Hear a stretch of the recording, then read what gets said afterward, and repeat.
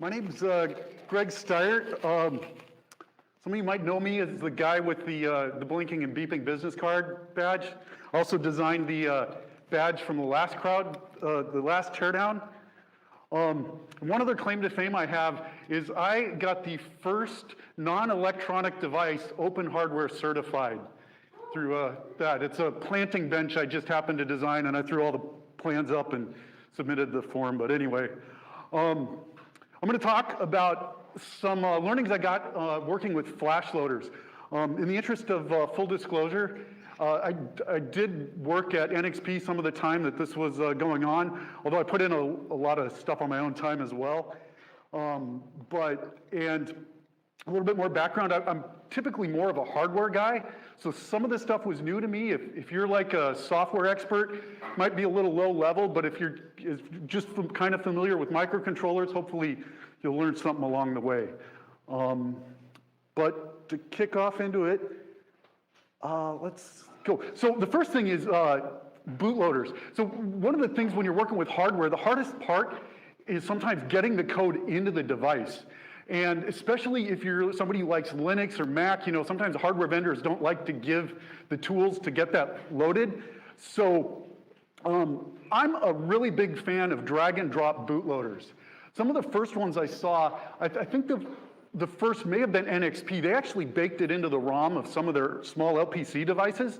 So this was a device you could plug in, it was just blank, and you could plug it in your computer and it looked like a thumb drive, and then you can drag and drop code and it programs automagically and your code's on there. But automagically didn't work so well because as the operating systems got more advanced, they started doing funny things like writing files out of order, and it kind of broke a lot. ARM Mbed also adopted the same thing where they were just drag and dropping binary files, and theirs wasn't in ROM, it was actually in another microcontroller. And they were able to keep up with the operating systems a little bit, but they kept having to modify the code to keep up because the operating systems would evolve. So somebody at Microsoft, so they have this make code program where they've got like Scratch, you can do it in your browser, and they wanted a dirt easy way to get code into their devices as well. So somebody, you know, nothing to install. The same things that Mbed was trying to do, but one of their engineers just had this really clever idea. Since the operating systems were misbehaving, he decided that he would specially code the file. Instead of dropping the binary image, he would encode it. And if you look at the FAT file system, it typically just drops, it sends chunks of 512 bytes.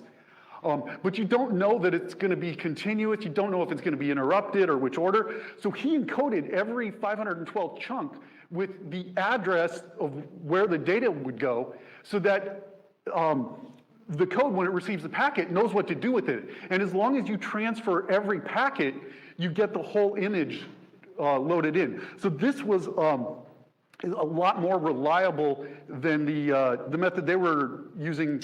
It does require an extra step to create this file. You've got to translate that, but it ends up being a lot more reliable. So CircuitPython also has similar goals to make this stuff easy. So they ended up adopting this UF2. And one of the things, CircuitPython runs on a lot of different hardware, so they like to have kind of universal drivers. So they're big proponents, and they take advantage of tiny USB. Well, with that, they kind of married tiny USB with UF2 and created tiny UF2. So now they have a cross-platform bootloader that implements this drag and drop interface. So now where do I come in and how do I get involved with this? Along the way, they kind of teased early on that they were doing something with the NXP i.MX RT 1011 board. It's their Metro M7. It's actually available now. I have one here. But they were trying to get this. They wanted to add a tiny UF2 to that. This board had some particular challenges that are different from some of the other microcontrollers. It's a really fast chip because they use it in advanced process, but that process doesn't have flash on board. So it relies on external SPI flash, kind of like the Pico RP2040s. except they don't, actually, the Pico RP2040 implements the UF2 in the ROM on the chip. So if you take one unprogrammed, it comes up like that. But NXP has been doing parts like this before, and they haven't implemented a tiny UF2 in their ROM. They have some other things in their ROM, which I'll get to in just a second. But one other thing I would like to say, one of the first things I did when they were doing this is somebody had already started some of the porting, and they took a copy of the NXP SDK, and they created their own Git repo. It was all BSD licensed, so there's no problem with them doing that, except the maintenance, and now they have to maintain this repo. The first thing I did, and I want to give a shout out to NXP. Again, I don't work there anymore, but I would like to say, we like to gripe on companies when they do things wrong, but I would like to say that they do one thing they do well. They don't do everything perfect, but the one thing they've got down is posting their SDK on GitHub. So I was able to sub-module their SDK so that when they do an update, we can get the update. And not only when they do an update, if it breaks something, it's version controlled so you can back it out and like go into GitHub and see the exact change list. So I want to just say thank you for posting that. And also, you all have your favorite micros. I don't want to get to that holy war, but sometimes giving them a shout out might kind of shame your favorite micro vendor into following suit. So talking more about what is in the ROM and the standard process for loading a blank chip, the way that NXP does that in the RT10X series, the first thing you do, they have a boot ROM, but the boot ROM doesn't know what flash you have outside the device. So it only knows how to write to its internal RAM. So the first thing you have to do is load a flash loader into RAM and launch that, and then you have to run another utility to pass your application image to finally get it into flash. Well, I looked at this and I realized it's kind of a two-step. You have to download one program, SDP host, to push in the RAM image, and then you have to run BL host to push the flash image in. And I said, this just seems way more complicated than it needs to be, especially when what we're doing is creating a flash loader. So I modified the path a little bit, and then instead of loading their flashloader.bin, I loaded tinyuf2.bin so I could program the flash myself. But I also realized that, hey, my bootloader's already sitting in RAM. Copy yourself to flash. So this whole thing, actually, the first time I did it, I didn't trigger that first. I loaded tinyuf2 in there, and I took the same binary, created the UF2 format, and drag and dropped it on and programmed it. And then I said, wait, I don't need to do that second step. I'm already in RAM. So this was one little clever thing I thought was cool.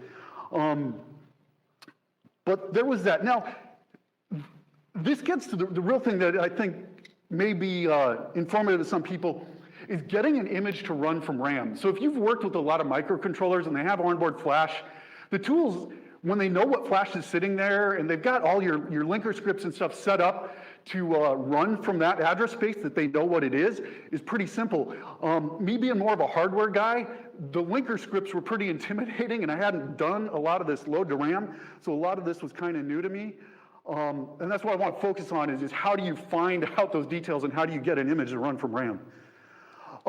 So the documentation, it could be a lot better. Anyway, this diagram here is actually in, I think it's in the reference manual and this one app note. So if you're working with the i.MX RT, this flash loader use case is very helpful for explaining how to do this load to RAM stuff and how to transfer files in and out. It shows you here, there's kind of two address spaces because you've got the boot data sitting in a boot device somewhere, and you need to get that into RAM so you can run from RAM. So the ROM actually can go out and check this, but then you need to do some special formatting and put some headers in there that tell the boot ROM where does this code go. And that's what this image here is trying to show. There's values like the start address, which is like the start of the memory space that it's supposed to copy it to. there's a couple things, like they call this thing the image vector table. So this tells it kind of the addresses that you're going to be using. And there's a couple things in the reference manual, a couple key points up there that got highlighted in the yellow. The flash configuration block, like I said, the boot ROM does not know what flash you have out there, so you have to tell it that. So it kind of goes out there and it checks for a generic SPI device, but then it looks for a specific address that tells it more specifically, like, is this one capable of quad SPI, or is this one, you can specify all those codes to get that. So it starts very generic and then gets more specific. One other thing that you really need to keep in mind when you're working with this stuff, and it's not necessarily advertised super well, but this other diagram here talks about the memory space being used by the boot ROM. So there's a ROM memory map, and that's sitting in ROM. You can't do anything with that, so that doesn't affect you. The thing that really is important is the OC RAM usage. So when this thing first powers on before it loads this image, it needs some memory to work with. That's the memory that it's using. So if you create your like load to RAM image and put it in there, you're gonna wedge the boot ROM code because you're gonna walk all over its memory space. So that is memory you're not allowed to use in your system. And for example, in the RT1011, it's got 128K of onboard RAM, which is decent, but it's broken into 3 segments. There's 32K of instruction, tightly coupled memory, 32K of data, tightly coupled memory, and the rest of the 64K is an on-chip RAM. When we were designing this, I couldn't quite fit the image into the instruction tightly coupled memory, especially when I had all the debug stuff, all the debug messaging and stuff. It was just a little bit bigger. So I had to target what was left of the OC RAM for the image to run from. And then we're talking about the boot header. So if you want to see this stuff, it's all the Adafruit, their tiny UF2. If you go into the ports in the MI-MXRT 10XX, there's a file, the flash config file, and each of the boards has to have its own flash config file because that could change depending on what type of flash you have connected. You could connect an octal or a quad SPI or whatever. And those other things about the image vector table, when I was putting the code, I put all those headers in that same flash config file. So in there, you'll see the image vector table, and it has those kind of, those special numbers and those pointers that were in the last slide. That's the code that they go into. And there's also the boot data, and that is what tells the ROM where this whole image is supposed to reside. So it looks that up and it knows where to copy it. So that's the magic link that says, okay, you found this in Flash, now go put it in RAM, and which RAM to put it in. And then the other table here, that's the FlexSPI configuration block. So I mentioned how the ROM doesn't know what FlexSPI you're using or what SPI device you have out there. This whole table describes the table that defines and tells it how to talk to your SPI flash. So another thing that you might find is that there's a lot of addresses and things that you need to look at. Like I pointed in the reference manual this FCFB or the flash configuration block, like where that goes. Actually, in different devices in the RT10X family, they actually use different base addresses for that location. So you have to be fairly careful about finding that. But if you're looking for some of these magic numbers, like where is the IVT supposed to be, or where's this or that supposed to be, the best reference, for the first one I would point you to is tinyUF2, because we tried to put it up cleanly and document it so you can follow that as an example. But the other reference you can use is the NXP SDK. They do provide command line examples and build scripts and linker files. I think their load to RAM, the one thing I think is missing from their load to RAM examples is they don't show you how to put the flash configuration block back in there so you can build the image that needs to go in the flash. I've got some more details coming up on that in a bit. So this shows an example of 2 of the chips. So this is the memory map, and what I wanted to show here is that you've got the location in flash and the location in the RAM. For the RT1011, I explained that because the image got a little bit bigger, I needed to put it in the OC RAM So you'll see that's there. And you'll also notice that the flash configuration block, or the FlexSpy configuration block, starts at 400 hex. But on the RT1062, it looks for that at address 0 in flash.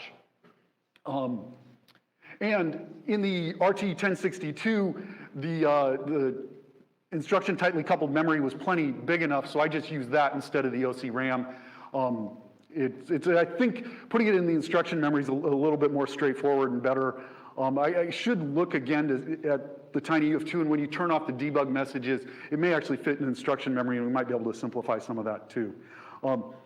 But yeah, you'll see everything has two addresses, because there's the address where it sits in the non-volatile before boot time, and then the address where it gets copied to. And this brings up another thing. So the 1062 is the device used on Teensy. And so that table that was up there before is a table you might use if you were trying to load this on a Teensy board.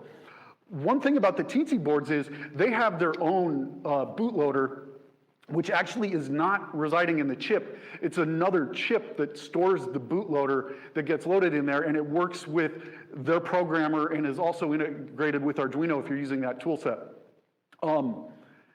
So we have tested TinyUF2 will run on the Teensy board. The one challenge is that there's no reset button. The button on the Teensy board is actually it's a initiate program button. So when it replaces the code with their bootloader. But after it gets done with that, when it jumps to the application, TinyUF2 is just the base application, so it'll run that. And I think they've added some code to the TinyUF2 so you can look for a button or a pin level. So you can tell it to stay in the flash loader with the pin level. I've been talking to Paul, and I'm trying to see if there's another way we could trick it into using that the program button to tell it to stay in the flash loader mode, but that's TBD, so. But you can use it. Now, the one other thing, so when I was helping somebody with this, I realized I was focusing all on the address space where things went in RAM, and I converted it to binary, and then I took that binary image and pushed it back into the flash, and I kind of knew where it needed to start, so I did that, and I did it manually in the chip. But Teensy Loader does not let you put a binary file at an address. It always expects a hex file. And if I created a hex file with the linker script I had, it would be all the RAM addresses, not the flash addresses. So I had to figure out how to translate this to the addresses in flash so the Teensy Loader could do it. So I figured out object copy lets you change the address. I had to look this up, but there is a change address command. So if I run this command on the binary, I can create a hex file that is at the flash address that it's supposed to be at. And then we went back into the TinyUF2 project and put it into the make files, so it actually runs this command and converts it for you when you do the build. So that's all automated in the program now. But that was, yeah, another one. It was fun to look up all the options for object copy, which again, an experienced programmer is probably remember it, but a hardware guy, it was kind of new for me. Oh, one other thing that the RT I had to come up with for this, it looks like I got enough time. The double click on other boards, it doesn't work with the Teensy Loader because it doesn't have a reset button, but on other boards, they look for a timeout. So if you reset twice within a certain amount of time, it stays in the bootloader so you can jump into this. There's a trick to how you do that across resets because most of your registers get cleared. A lot of micros, if you look like in the RTC, there are some backed up registers that don't get cleared by a reset. So in the i.MXRT, those are in what they call the secure non-volatile SRAM portion. So the SNVS, there's a general purpose register. It worked perfect for this. It doesn't get cleared, it gets saved, it's battery backed up and all that. But here's where you can find that. It's in the code, again, if you want to see an example, but that's what they use here. I've got the board. Any questions?